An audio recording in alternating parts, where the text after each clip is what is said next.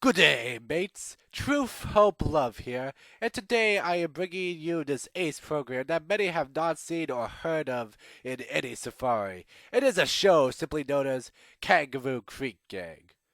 Okay, I promise I'm not going to do that horrible accent throughout the entire review.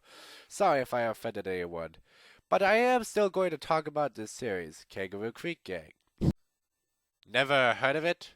Well, I don't blame you, but I don't think it is a show that deserves to be so obscure. When I, by a stroke of luck, found out about the show, I figured I would try to watch it.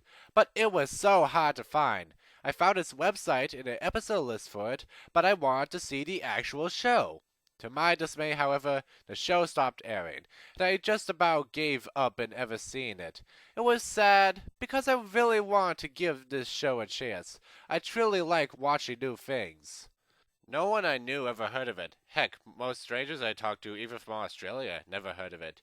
It was not until one day when I was really bored, so I decided, maybe someone posted an episode or two on YouTube.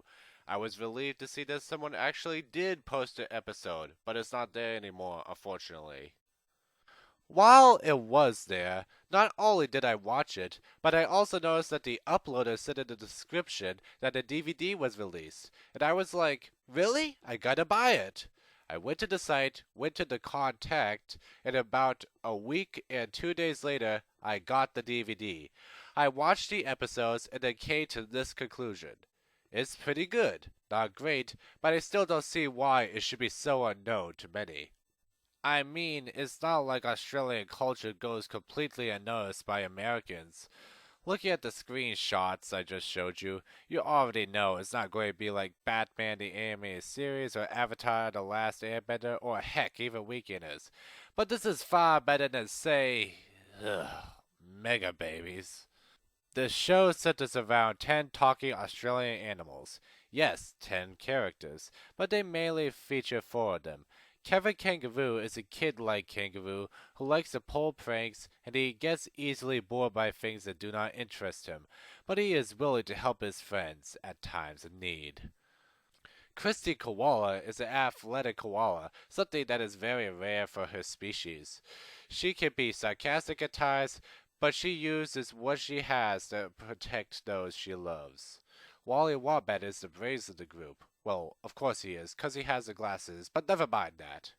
He is an inventor of sorts, making the gang tools such as a diving board, and he can even sometimes talk characters out of doing something through compromise.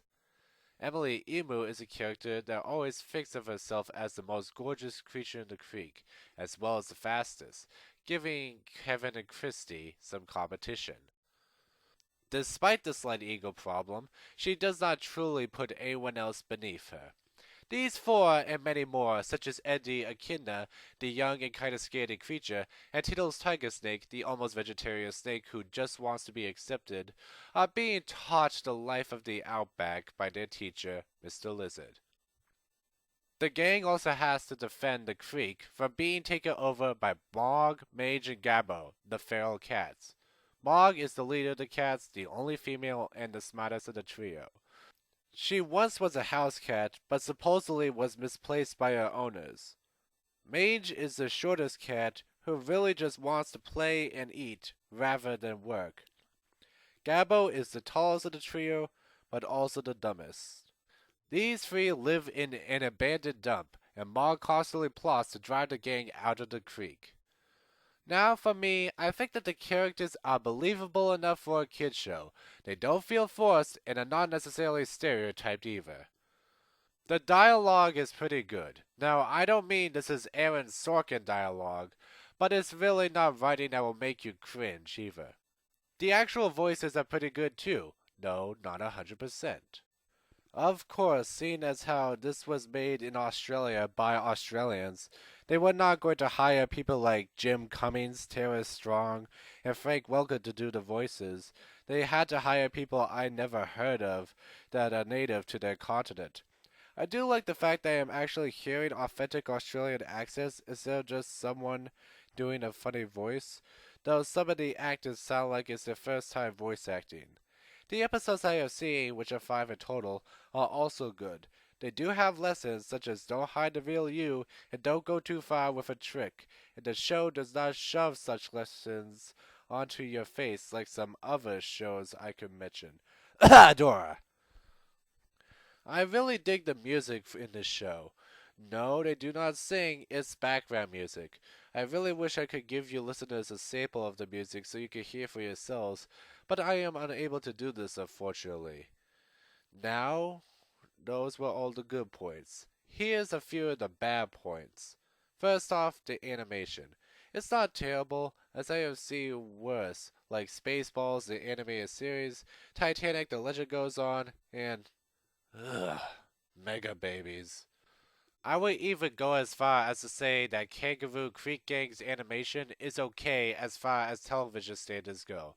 However, they could have done a little better, especially considering that the website stated that the show was produced by Seven Star, which is claimed to be Australia's largest television producer. Granted, what you're looking at here is a redesign of the characters, so they have done better when compared to their original designs. Trust me, they're not too appealing. Another thing that bugs me is continuously errors. Now, no matter what cartoon you look at, there's going to be some sort of continuously error present. So it wouldn't be such a problem for me. However, the continuously errors happen in the first 5 episodes. In the fourth episode, The Flat Black Track, we learn that Wally is not as great as Speed. Even the aging Mr. Lizard can outrun him. This trait is understandable, except 2 episodes earlier, the Tiger Snake has lost his stripes, he was running at the same speed as the rest of the gang to escape a crocodile. You could say he was given proper motivation to run faster than normal, but really it just feels more inconsistent. Another example of this is that in the third episode, A Very Special Koala, it is shown that Kevin and Christy actually knew each other from when they were much younger. Yet in the first episode, The Gang's All Here, there doesn't seem to be an indication that they did know each other from before. Maybe it took a while before they both realized it's the same person from years ago, but again, it just feels more inconsistent. No, Chrissy was the first person willing to give Kevin a second chance after a really bad prank he pulled. Here's another interesting thing. The first and third episodes have the same writer, making the continuously error even more odd. If that wasn't enough, the second and fourth episode had the same writer too. Why don't they remember the plot points that they wrote before? Putting that aside, one more complaint I have is that 10 main characters is way too much. I say this because you don't really get a chance to flesh all of them out as well as one can. Besides, the show mainly focuses only on 4 of the characters. Heck, one of the characters, the gray one with the blue beak, has yet to get a line in the 5 episodes available to me. They should have just made Kevin, Christy, Wally, and Emily all the main characters and have the rest officially supporting.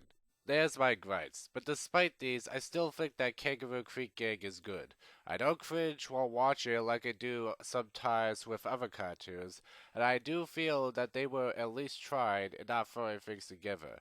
Now, if you have kids, go buy the DVD and let them watch it. If you don't have kids but still like animations, you should give this a go.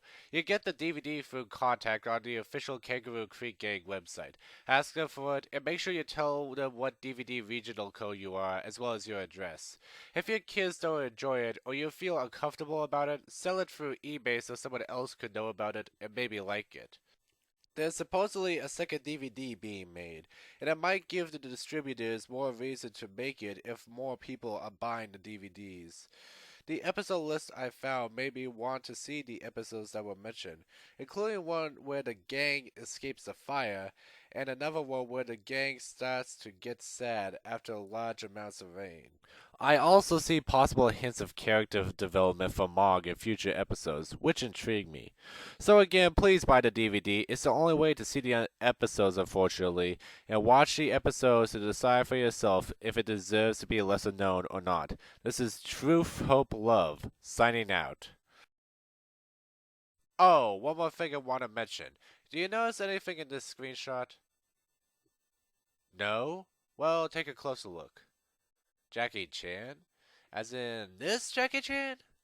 Well, one of the producers for the show was from Shanghai, so maybe. If Jackie Chan did work on this show, that'd be freaking awesome.